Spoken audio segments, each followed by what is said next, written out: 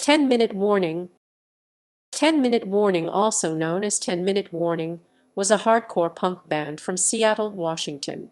They became famous locally as one of the first bands to adapt the popular punk sound to something slower and heavier, paving the way for grunge bands like Green River and Mother Love Bone before breaking up in 1984.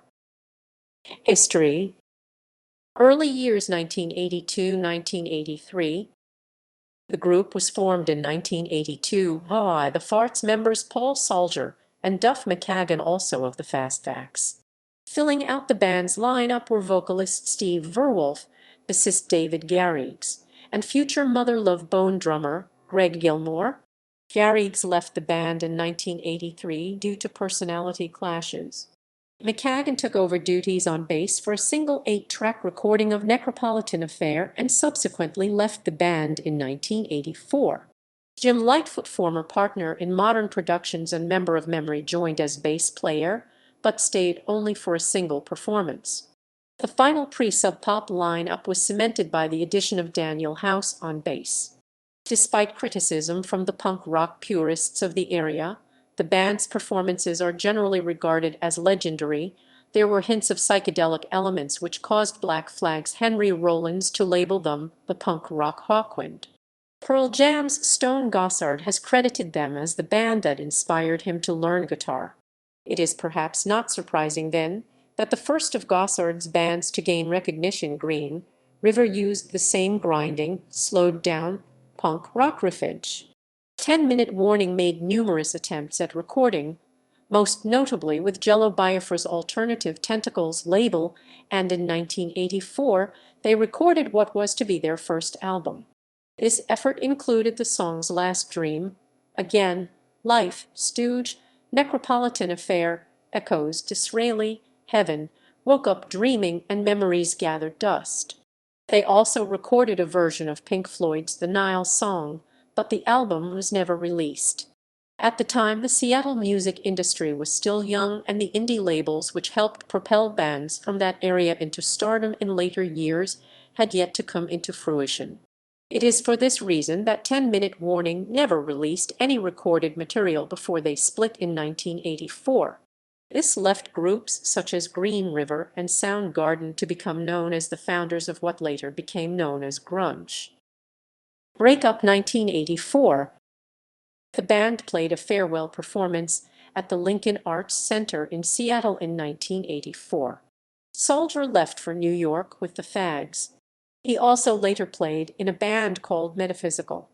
Verwolf went to San Francisco in the hopes of securing a gig singing for the Black Athletes. He returned to Seattle after 2 weeks and fell back into a drug habit that caused him to move on from the music scene. Verwolf returned to music in 1991 when he teamed up briefly with Steve Wade Tad and Scott Wade Sledge in an early version of Foil. McKagan and Gilmore moved to Los Angeles. Gilmore quickly became disillusioned with the last scene and returned to Seattle and eventually joined Mother Love Bone. McKagan remained in La and joined Guns N' Roses. Reunion 1997–1998.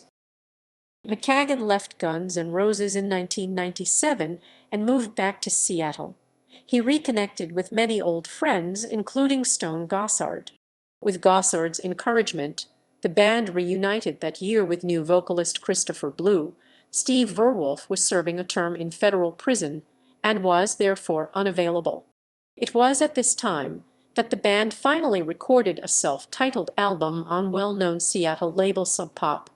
It contained 9 tracks, including 2 new versions of songs originally recorded by the Farts, Is This the Way, and Buried, and the original version of Mez, which was later re-recorded for McKagan's unreleased solo album, Beautiful Disease.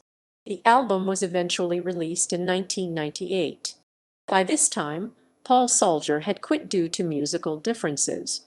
10-Minute Warning played its last show on August 22, 1998 at the Roseland Theater in Portland, Oregon.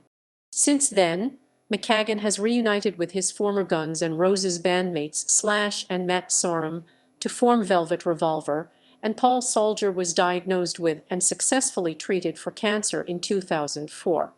As of 2008, he resides in eastern Washington with his parents. Steve Verwolf died of a heroin overdose in August 2008. Only a month before he died, Verwolf made a deal with Jason Potbelly of Northwest hardcore punk icons Potbelly to do a split 7-inch titled Then and Now. This release would showcase an unreleased track recorded in 1983 on the 10-minute warning side, and a classic Potbelly track on the other. The limited pressing 7-inch was released the day of Verwolf's funeral. Potbelly attended Verwolf's funeral and presented his family copies of the record. Members: Paul Salger, lead guitar, 1982-1984, 1997-1998. Duff McKagan, guitar, 1982-1984, 1997-1998. David Garrigues, bass, 1982-1983, 1997-1998. Jim Lightfoot, bass, 1983. Daniel House, bass, 1984. Greg Gilmore, drums, percussion, 1982-1984, 1997-1998. Blaine Cook, vocals, 1982. Steve Verwolf, vocals, 1982-1984. Christopher Blue, vocals, 1997-1998. Discography. Album. Ep. Other sources.